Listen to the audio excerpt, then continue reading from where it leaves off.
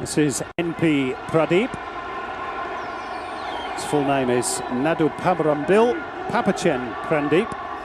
So you'll forgive us for calling him NP Pradeep.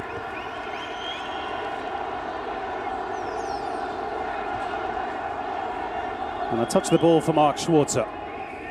On the occasion of his 83rd international appearance, Alex Tobin's all-time record, hoving ever closer into view.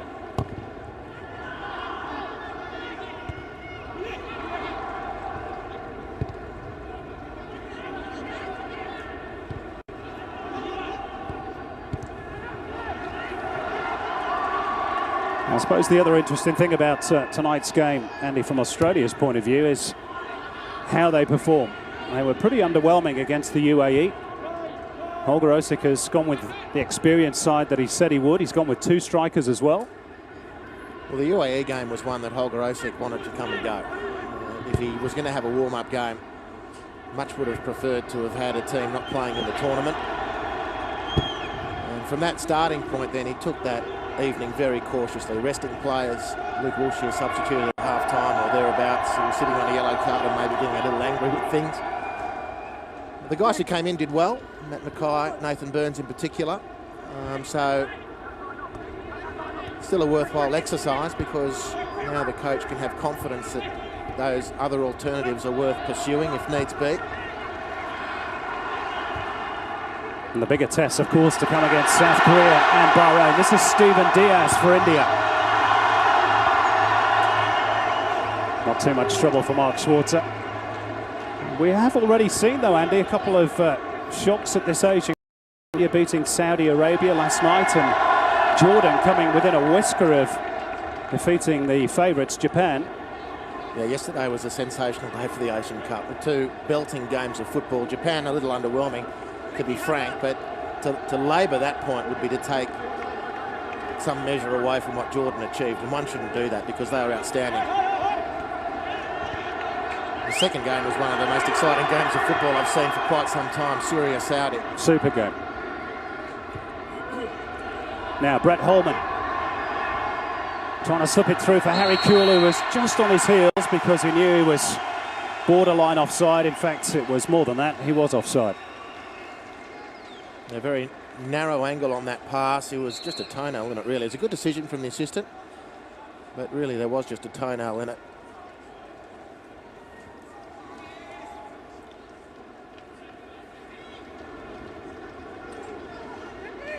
Anwar Ali, the tall, rugged centre-back for India. Plays for Dempo in Goa, one of the leading clubs in the I-League. Better news for Indian football over the last few days. The All Indian Football Federation has just signed a new television deal which will net the domestic game quite a lot of money over the next 15 years. Trying to restructure the competition, make it professional, and get India back up to the sort of level they enjoyed, at least on the regional stage, in the 50s and 60s. And they were regular competitors and winners, particularly at the Asian Games. As Kale finds Holman, dinks it up, and here's Brett Emerton, who was offside. Wouldn't have counted.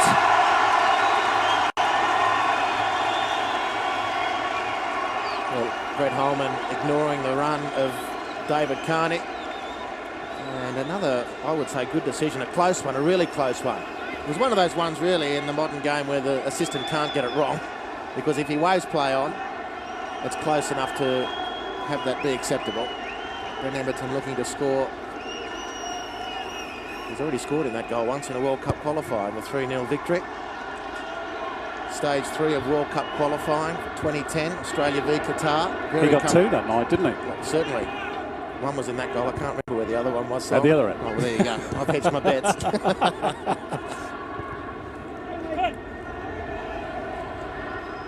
Harry Kewell.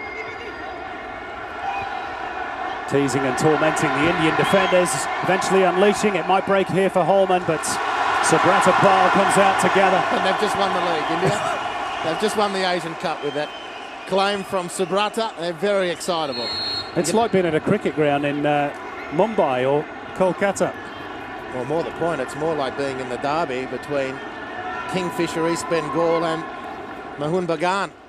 Massive rivalry. Watchers, viewers, listeners who are new to the prospect of India as a football country shouldn't be under any illusion. Football goes long and deep into Indian history. And that Calcutta derby is really something to see. It's something on my must-do list. Yep, crowds regularly of over 100,000 they get for that game.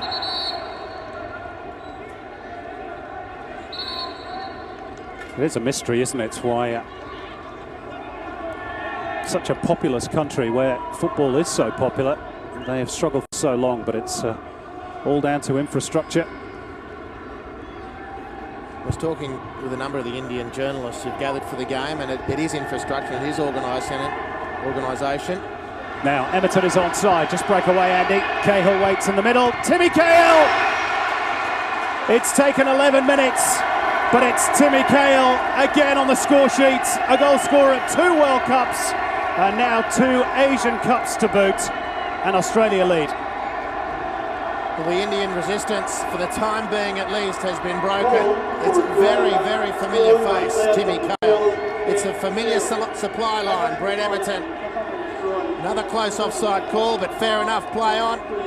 Emerton, one of the good servants, great servants of recent times for the green and gold, puts it on a plate for Australia's greatest goal scorer. And Timmy Cahill doesn't disappoint. The corner flag gets the regular treatment, and Australia are away. Tim Cahill's 22nd international goal. And they've all come in just 47 appearances. And the Indian crowd has gone a little bit quieter. They only managed to hold out for 11 minutes, and now really they must focus. Cahill found the raking ball, but it was cut out by Deepak Kumar Mandal, who brings it forward for India. NP Pradeep looking for Syed Rahim Nabi. He's actually playing on the left-hand side of midfield, Nabi. He is actually a left-sided defender by trade, which perhaps tells you something a little bit about the Indian mindset. Well, doubly painful for India to concede so relatively early, just 11 minutes gone. Doubly painful because no team wants to concede at any time and no team wants to concede early, but India would have their head full of this notion that they shouldn't be here, and they'd be leaving in their right to a top 16 place in Asia. And an early goal was only going to confirm that. The longer it was going to go on, the more India would have the self-belief that actually, no, we're a member of Asia, we've qualified legitimately, and we're going to give this a go. But early goals and concessions such as that just going to reinforce in their own mindset. Here's NP Pradeep with India's first shot on target. He's been busy. Pradeep early. Bursting forward from his more holding role in midfield to get that shot on goal. Cahill offside. In danger of a yellow card there. Cahill saying he couldn't hear the whistle. Well, Not quite sure that's true. He very quickly leapt to his own defence there. I mean, this has to be one of the riding instructions for the Socceroos here. Cahill clearly offside in attempting to win the match as they must. And in a low-pressure environment, which, in fairness, it will be. Apart from their own expectations, they mustn't do anything silly, pick up yellow cards, which will hurt them later in the tournament, potentially.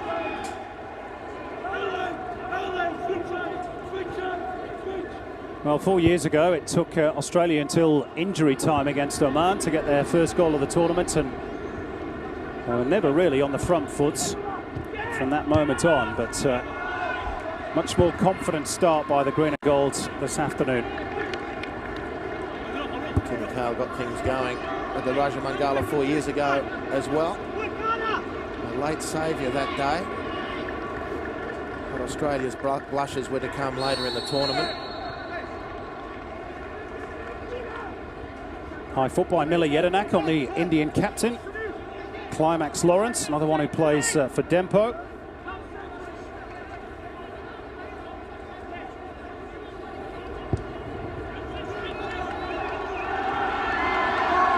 Lawrence actually has a son called Xavi after the Barcelona midfielder. Sure he tries to model his game on the Spanish star. Steven Diaz. Chhetri. And then Pradeep. That's better football by India. This is Deepak Kumar Mandal. Pradeep. Goodness me, Andy, if India score, they're going to take the roof off this stadium. Well, it'd almost be worth it, wouldn't it, just to see how they react. But every pass is met with a huge cheer. Every save from Subrata is received similarly.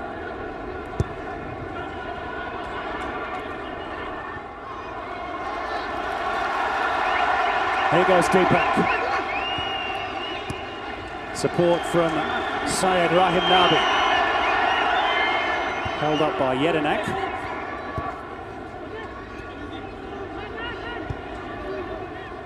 Back to Gurumangi Singh.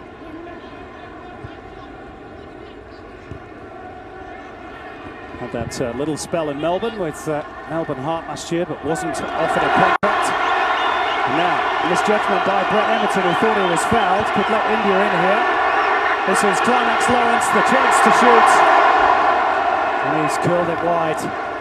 But again, huge excitement all around the Jassim bin Hamad Stadium. And that was a decent opportunity for the Bhangra boys. It was really good. I mean, they mightn't get that close again. Certainly mightn't have that much time and space around Australia's penalty area. It's very sloppy defending. Anticlimactic, the finish. To coin a phrase.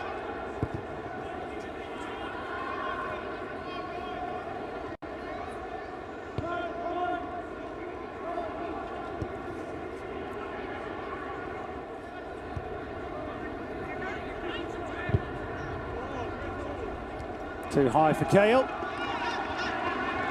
Just. He is the go-to man again, isn't he, for goals? Timmy Kale. Always in the right spots. He's made a fine art of it down the years, whether it's on the ground as it was there or in the air. Just times it to perfection, and a very neat finish too.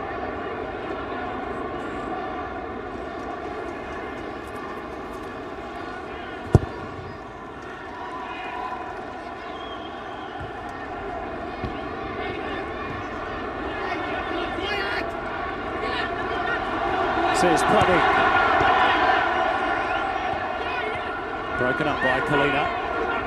Emerton, who already has an assist to his name. Carney.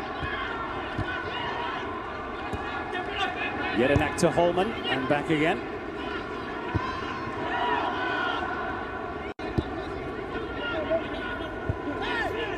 Wilkshire to Kalina.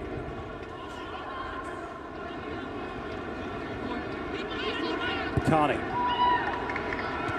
Cahill the meat in the sandwich. Emerton might bring it down. Flags up far side. There have been plenty of offsides against Australia. That replay doesn't show exactly what the assistant saw.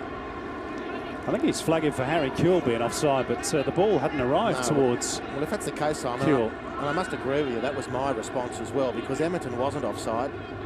And if we're both right, the assistant flagged way too early. There's been a lot of stuff in the air from Australia. 18 minutes gone.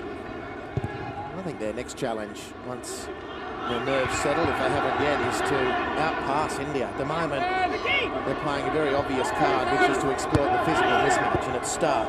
Australia tower above their Indian counterparts. But they're not going to be able to go over the top necessarily against South Korea, and the further Australia go into the tournament, assuming of course that's the case, the less effective that approach is going to be. Well, it'll certainly be different in a few days' time against South Korea, one of the other pre-tournament's favourites.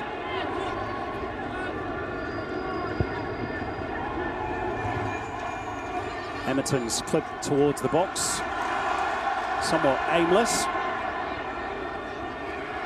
India bring it out now. In the shape of Kumar Singh. Steven Diaz down the line.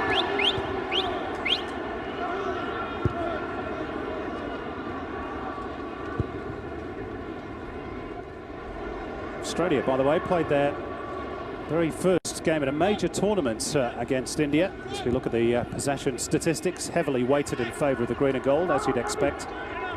That was the Melbourne Olympics back in 1956. In fact, they played them twice. Australia won the first game, India the second. And then followed it up with a 7-1 friendly win over Australia. As Carney clips it in, Cahill is offside. Ball's in the back of the nets for the second time off the Everton man, but this one will not count. This is going to be interesting. Well, it should count. I mean, his left pinky, I think, is strayed into an offside position. Yeah, I agree with you, Tim. It was close, if anything.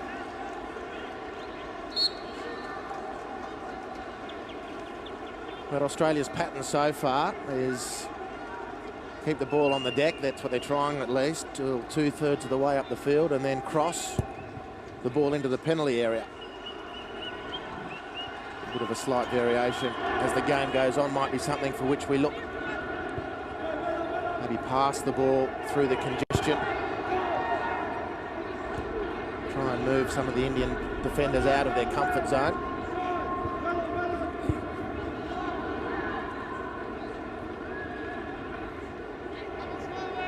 Says Neil.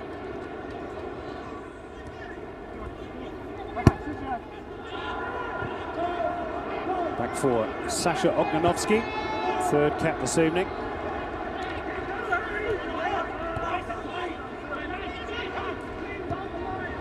Kalina. Not a great ball by Jason Kalina. And India now have it through Pradeep.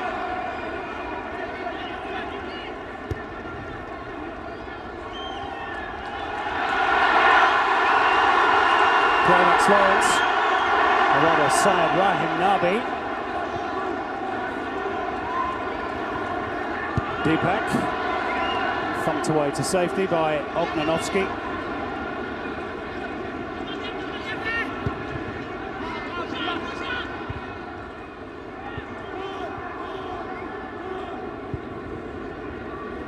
Kalina over the top.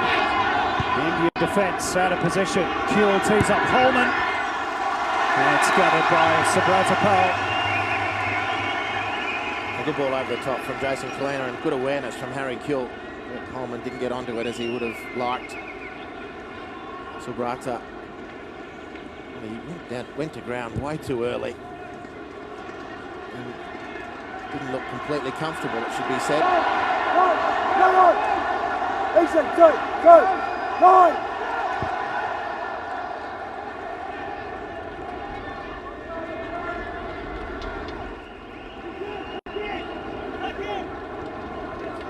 Holberosik jotting down a few notes. Sure, he'll be happy that the goal has perhaps steadied a few Australian nerves. Really on a hiding to nothing this afternoon, Australia. Anything but a convincing win. A lot of questions are going to be asked. It's not always that easy, is it, in international football? Breaking down packed defences, as Japan certainly found out to their cost yesterday. Although in fairness, Jordan probably a class or two above India. This is Harry Kuhl, who's found a metre of space. Kuhl lashes it! Oh, that's a super goal by Harry Kuhl! Australia double their lead in the 25th minute. And it's a sweet left-footed strike by Harry Kuhl. Well, Kuhl just took too much time to set this up. He has got a delightful left foot. We've been watching it for years. We've been admiring it for years. And with this sort of space that comes the way of Australia's number 10, more goals are going to result than not. Just way too much time to pick his spot, and pick his spot he did. He saw that far post space available, and like a laser, the ball found it. Beautiful shot.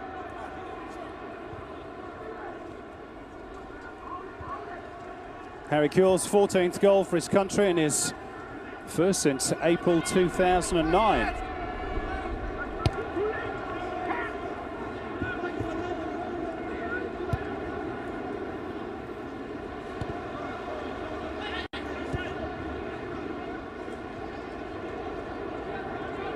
Well, it's going to be about keeping the scoreline respectable, isn't it, for India?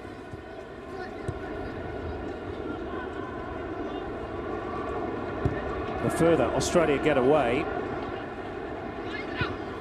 the more you'd fancy that Indian heads might drop somewhat.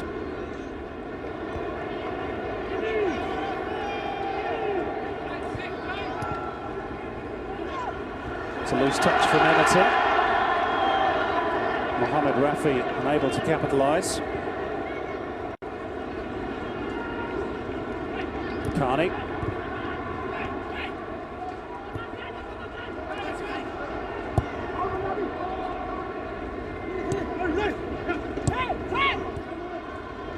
Cries of turn for Brett Emerton. Not too many options ahead. Kewell will spread the play for David Carney.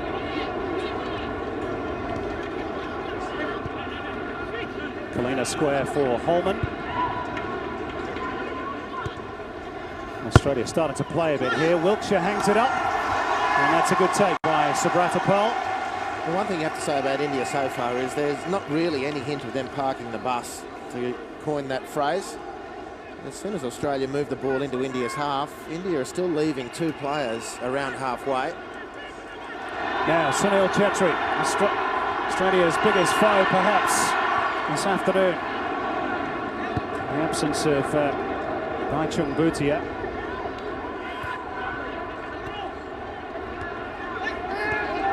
Bit of a wrestling match going on between Stephen Diaz and Jason Kalina. Diaz had a bit of a lash out there at Kalina. Behind play.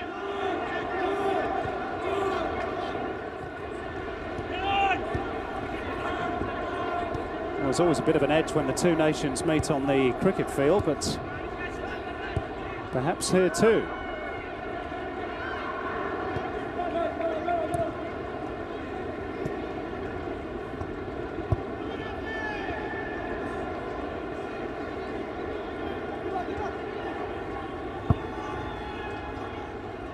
Too high for Emerton.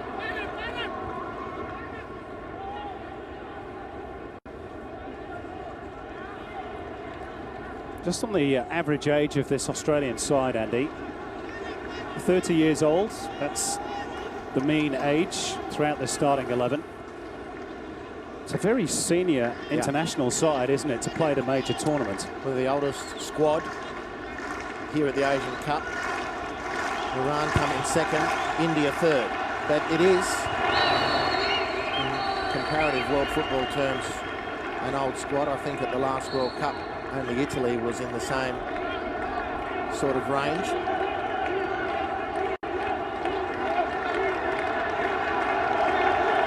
Quite obviously, we wouldn't expect that to be a deciding factor in a match against India.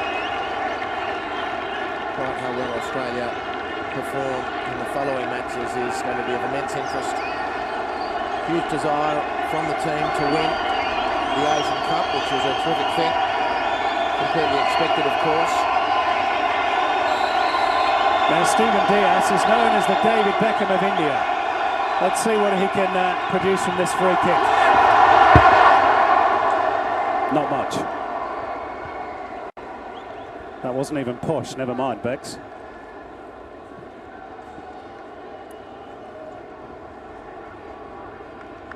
They do like those monikers, don't they, right across the region?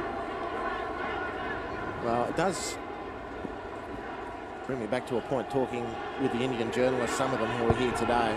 Your question, that they love football in India. There's a middle class in India which is at least 500 million people. That's enough for sport to do some serious business, as we see with the Indian Premier League in cricket. So why not football? India's richest man said to be interested in getting involved with the I-League as Wilkshire floats one in looking for Cahill. Guramangi Singh has got a busy afternoon, trying to deal with Cahill's aerial prowess. India cough up cheap ball again. Emerton. Wilkshire. That'll be a corner for the Socceroos.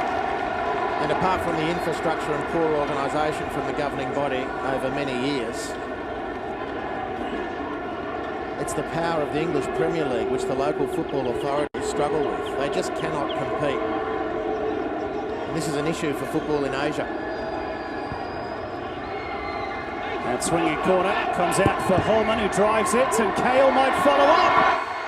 Oh, how did that stay out? Credit to the goalkeeper, Subrata. Managed to get his body in the way, but it looked for all money as though Timmy Cahill was just going to walk the ball into the net. Well, we've seen plenty of deflections result in goals already in the first couple of days of the Asian Cup. Not so for Australia then. Cahill trying to cushion the header. Ognanovski just over the top. Well, well done, the goalkeeper, Subrata Pal. He is rated as one of the better players in this Indian side. Indeed, he had a trial with Vancouver Whitecaps, the MLS side, last year, although they didn't take up the option on him. Here's another look at Harry Kewell's long-range belter. Very sweetly struck indeed.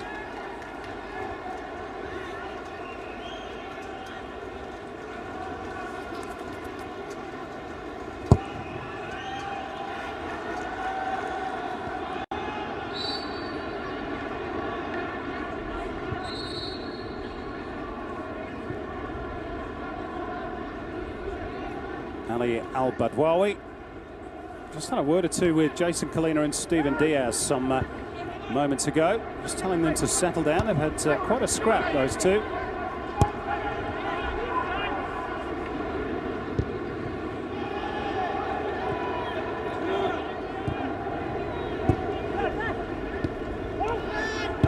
Jedinak fighting the run of Brett Emerton.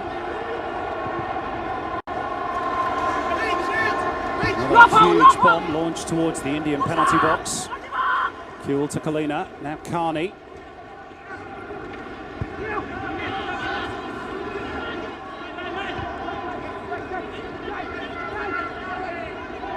India trying to push up and play a high line, condense the play. Gurumangi Singh is marshalling the back line. That's a good tactic. They've forced Australia back into their own half. Well intercepted by Deepak. This is Syed.